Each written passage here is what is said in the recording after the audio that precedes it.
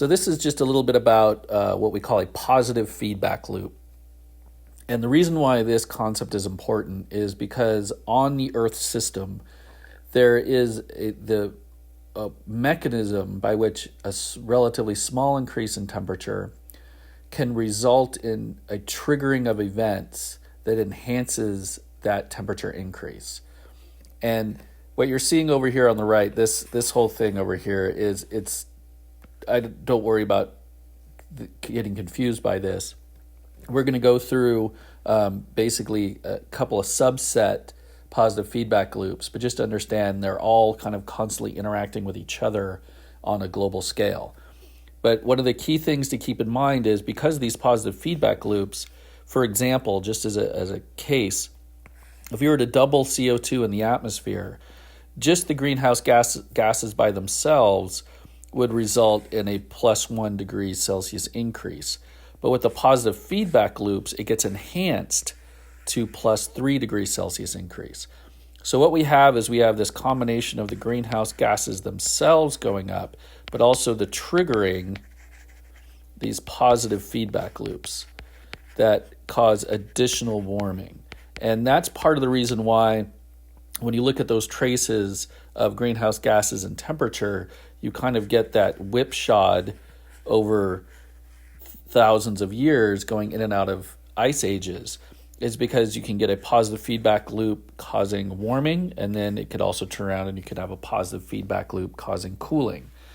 One thing to keep in mind with this is the word positive.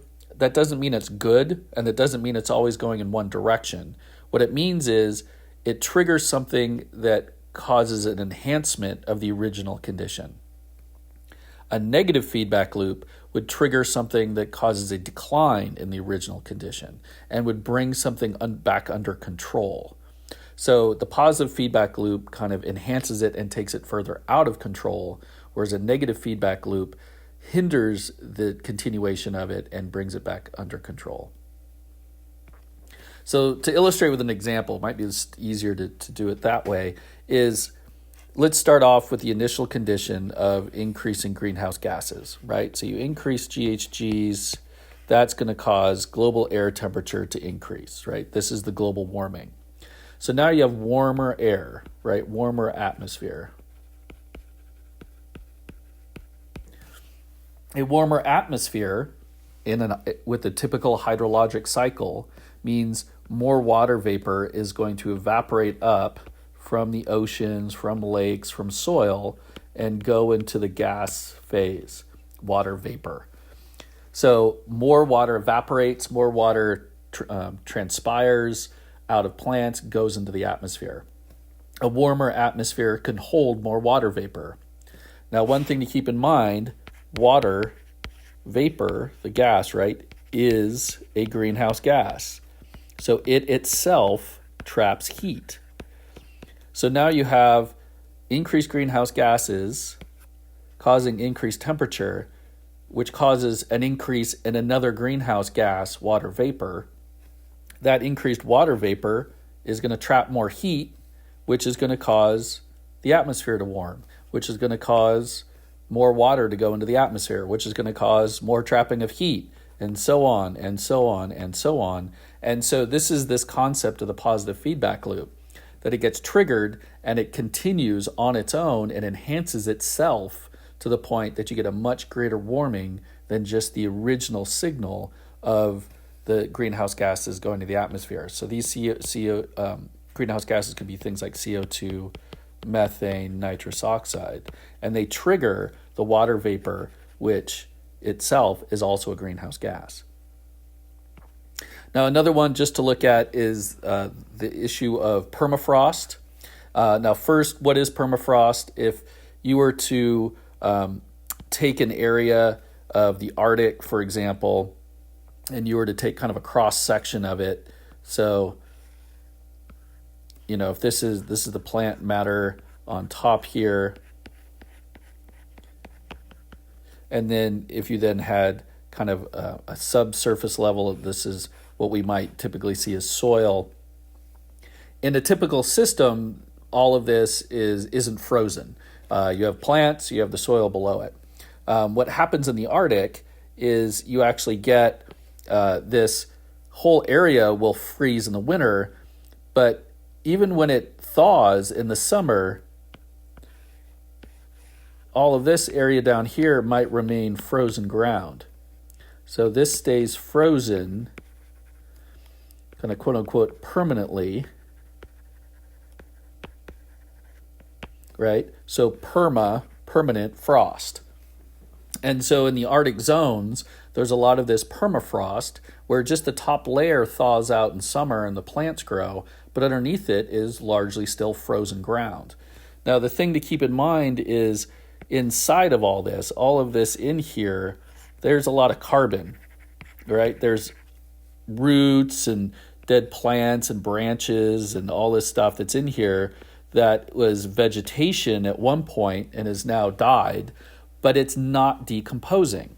And the reason why it's not decomposing is because it's frozen. So just like if you put vegetables in your freezer, they're not going to rot, they're not going to break down. The problem is, going to our feedback loop here, right? You increase your greenhouse gases, you warm up the temperature, that's going to start melting permafrost. So more and more of this kind of the permafrost melts from the top down, and it thaws out all of that organic material that was frozen, now is not frozen anymore. It starts to decompose.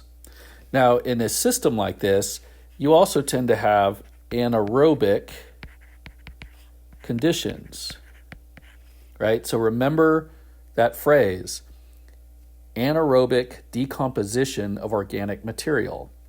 There's a bunch of organic material in this permafrost, largely anaerobic here. Think of it as basically you're kind of creating a thawed out wetland. And so what are you going to release?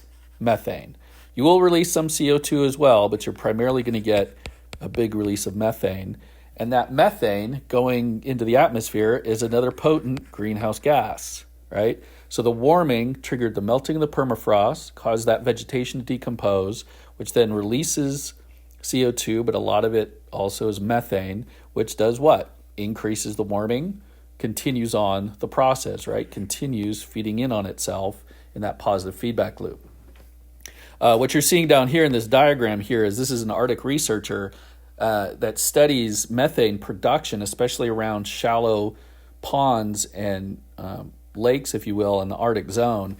And what she does, just to show this effect in a visual way, is she'll have an assistant here. You can see he's got this kind of this pole here, and he punctures through the ice while she lights a match, and you can see all the methane that comes shooting out of here and is flammable, because remember, methane is also the main component of natural gas. So that's showing how much methane is being produced in the melting of this permafrost, and the fact that it can be then released into the atmosphere. And that methane then is going to continue to contribute to the greenhouse effect and continue to warm the planet. Now in the map over here, what you're seeing is here's the North Pole, and so we're looking down on the top of the planet, if you will, right? There's Greenland right there, and what you're seeing here is soil organic carbon content in these zones, and permafrost basically is kind of covering this whole zone here. And what it's showing is there's a ton, well, multiple trillions of tons, 1.5 trillion tons of carbon stored in the permafrost. And so the concern, of course, is that if you melt a good chunk of that, then you're going to release a significant amount of methane and some CO2 as a result of that defrosting of the permafrost. And that massive amount of carbon coming from just the permafrost could dwarf the amount of carbon that is being released by human activities. And so not only is this a positive feedback loop, but the concern, of course, is that if this really starts melting on a large scale, then it may well take climate change out of our control. So right now we have some control over it we can choose to decrease the use of fossil fuels. We can decrease our own greenhouse gas emissions, and that can hopefully slow down and bring under control climate change. But if we trigger a massive melting of permafrost, then just the amount of carbon coming out of the permafrost is going to be enough to drive the global climate system to a point that's going to be very difficult for human society to survive. So again, the idea here of this positive feedback loop, just remember that it's feeding back on itself. So you have a starting condition, it has a positive effect on another condition, which has a positive effect on another condition, which then enhances the original condition. So it's building on itself. Think of it as kind of spiraling outwards, as getting out of control. The negative feedback loop is kind of the one we want, really, which unfortunately isn't dominating in this system.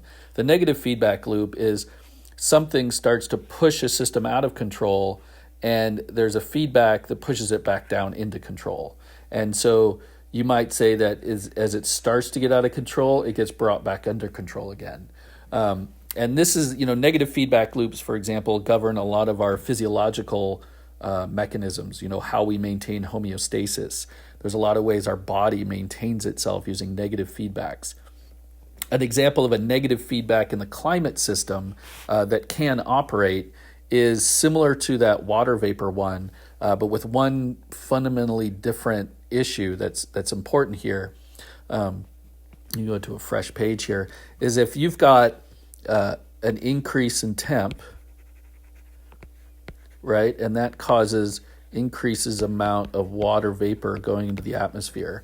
Now, right now, it'd be the same positive feedback loop or negative feedback loop.